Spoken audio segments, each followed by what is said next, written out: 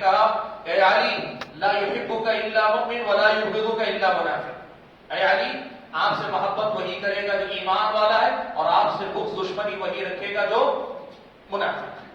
ٹھیک ہے، اب ایک بات اس نے کہی کہ حضرت معاویہ حضرت علی کو گالی دیتے تھے، دوسری بات اس کے شاگرد نے کہی اس حدیث کی روشنی میں، کہا اگر معاویہ علی کو گالی دیتے تھے اس حدیث کی روشنی میں معاویہ کیا ہوئے؟ منافق ہوئے۔ لا حول ولا قوت الا باللہ۔ آپ یہ بات یاد رکھو، حسن بصری کہتے تھے وہ معاویہ ستر لاصحاب محمد، حضرت معاویہ جو ہے وہ صحابہ کا پردہ ہے، جو پردے پہ ہاتھ ڈالتا ہے وہ عزت پہ ہاتھ ڈالتا ہے صحابہ۔ یہ حضرت حسن بصری کہتے تھے۔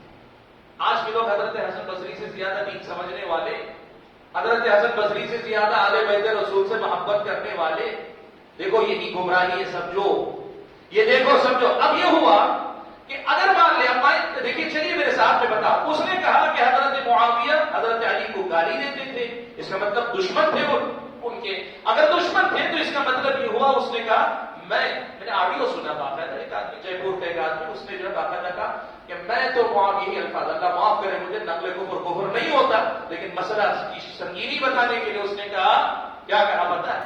اس نے کہا کہ میں یہ مانتا ہوں کہ معاویہ تو منافق تھے۔ اب چلو ٹھیک ہے، اگلی بات میں آپ کو بتاؤں، اگر منافق تھے تو یہ حدیث کون روایت کس کتاب میں ہے؟ بھئی حضرت معاویہ گالی دیتے تھے والی جو حدیث جس کا حوالہ دے رہا کس کتاب میں ہے؟ صحیح مسلم کے اندر ہے۔ اور اگر صحیح مسلم کے اندر ہے تو امام مسلم اس حدیث کو کیا سمجھ کر روایت کر رہے ہیں؟ صحیح حدیث سمجھ کر ہی تو روایت کر رہے ہیں۔ کیا منافق کی روایت صحیح ہوتی ہے؟ منافق کی روایت صحیح ہوتی ہے؟ منافق کی حدیث صحیح ہوتی ہے؟ نہیں ہوتی نا۔ تو اس کا مطلب یہ ہوا کہ حضرت امام مسلم اس کتاب میں حدیث روایت کرنے والے ہیں، اس کے باوجود خود ان کا ماننا ہے کہ اس حدیث سے حضرت معاویہ کے نفاق والی بات نہیں سمجھی جا سکتی، اس حدیث سے حضرت معاویہ کے نفاق والی بات نہیں سمجھی جا سکتی۔ اگر وہ بات منافقت پہ دلالت کرتی حضرت معاویہ منافق، تو ان کی حدیث کتابوں میں کہاں سے آ سکتی؟ اور آپ دیکھو، آپ کو پتا چلے گا حدیث کی کتابوں میں حضرت معاویہ سے دسیوں حدیثیں، بیسیوں حدیثیں پر بھی، جو محدثین کو معلوم نہیں تھا۔ اس کا مطلب کیا ہوا؟ اس کا مطلب یہ ہوا کہ تم حدیث کا نمبر صحیح بتا رہے ہو، لیکن حدیث کا معنی جو تم سمجھ رہے یہ تمہاری سمجھ ہے، امام مسلم کی سمجھ نہیں ہے، یہ صحابہ کی سمجھ نہیں، یہ تابعین کی سمجھ نہیں، یہ تبع تابعین کی سمجھ نہیں، یہ محدثین کی سمجھ نہیں، یہ فقہاء کی سمجھ نہیں، یہ تم نے سمجھا ہے۔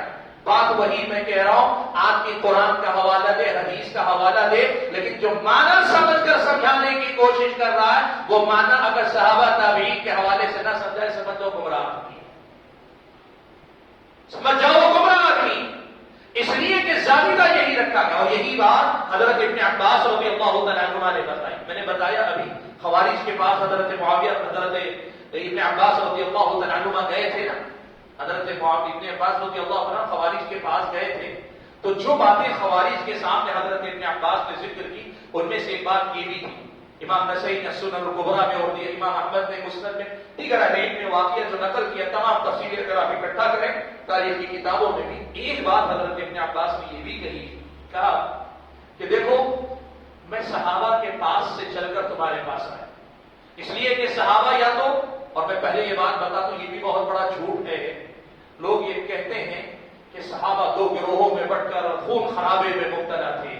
آپ کو معلوم ہے تاریخ کی ایک بہت بڑی سچائی یہ ہے کہ حضرت علی اور حضرت معاویہ دونوں کے ساتھ جو صحابہ تھے ان کی تعداد 30 سے زیادہ نہیں تھی، دونوں طرف جو صحابہ شریک تھے جنگ میں 30 سے زیادہ نہیں تھی تعداد۔ ابن سیرین نے کہا حاجت الفتنہ، فتنہ جب اٹھا تو یہ ہوا کہ اصحاب رسول اللہ 10,000 تھے، یعنی 10,000 کے قریب صحابہ تھے، تو اس فتنے میں 100 بھی داخل نہیں ہوئے، بلکہ 30 تک بھی ان کا نمبر نہیں پہنچا۔ دونوں طرف صحابہ کی اکثریت غیر جانبدار بیٹھی ہوئی تھی، کہتے تھے یہ فتنہ ہے، اپنی تلوار توڑ لو، اللہ کے نبی نے انہی فتنوں میں داخل ہونے سے منع کیا۔ ضمن بات آئی تو میں بتا دوں، ہوا یہ کہ حضرت ابن عباس گئے ان کے پاس، جا کر ان سے کہا کہ دیکھو میں آیا صحابہ کی طرف سے، حضرت علی کے ساتھ جو صحابہ، حضرت معاویہ کے ساتھ جو صحابہ یا دیگر صحابہ، ان کا حوالہ دیتے ہوئے حضرت ابن عباس نے ایک بات کہی کہ دیکھو چل رہے ہو، اگر ایسا ہی ہے کہ تم حق پر ہو، تو کیا بات ہے جن کے بارے میں قرآن نازل ہوا، جن کے درمیان قرآن نازل ہوا، ان میں سے ایک صحابی تمہارے ساتھ نہیں، ایک صحابی تمہاری طرف نہیں، سارے کے سارے ادھر کیوں ہیں؟ کیا مطلب ہوا؟ مطلب یہ کہ جو اس آیت کا معنی تم سمجھ رہے ہو یہ تمہاری اپنی سمجھ ہے، اگر آیت کا یہ معنی صحیح ہوتا کم سے کم کچھ صحابہ تمہاری طرف بھی ہوتے، جیسے یہاں کچھ حضرت معاویہ کے ساتھ، کچھ حضرت علی کے ساتھ، کچھ غیر جانبدار بیٹھے نا، ایسے کچھ تمہارے پاس بھی ہوتے نا۔ کیوں ایسا ہے کہ ایک بھی صحابی تمہاری طرف کیوں نہیں ہے؟ یہ حضرت ابن عباس نے ان کے سامنے دلیل رکھی۔ اس کا مطلب کیا ہوا؟ قرآن اور سنت کو جو معنی آپ دے رہے ہیں وہ معنی کون سا ہونا چاہیے؟ جو صحابہ نے سمجھا۔